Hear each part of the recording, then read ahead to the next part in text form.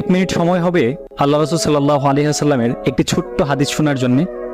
একবার আম্মাজান হযরতে আয়েশা রাদিয়াল্লাহু তাআলা আনহা আল্লাহ রাসূল সাল্লাল্লাহু আলাইহি ওয়াসাল্লামের দিকে তাকিয়ে বলছে যে, ইয়া রাসূলুল্লাহ, আপনার পূর্ণিমার চাঁদের মতো চেহারায় কালো কালো দাগ কিসের?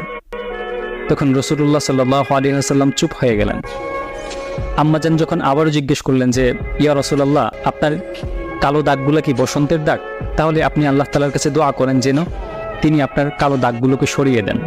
তখন রাসূল সাল্লাল্লাহু আলাইহি ওয়াসাল্লাম কান্না করে দিলেন এবং বললেন যে, আয়েশা, তুমি জানো এই দাগগুলো কিসের?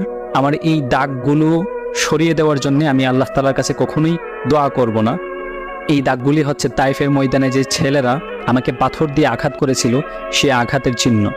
তারা একবার নয়, দুইবার নয়, তিনবার আমাকে আঘাত করেছে এবং আমাকে অজ্ঞান করে ফেলেছিল। আমি চাই না আমার এই দাগগুলো মুছে যাক। কিয়ামতের ময়দানে যখন আমার সমস্ত উম্মতরা বলতে থাকবে যে, রাসূল আপনি কোথায়, তখন আমি এক একটা কালো দাগের বিনিময়ে আমার হাজার কোটি উম্মতকে আমি জান্নাতে নিয়ে যাব।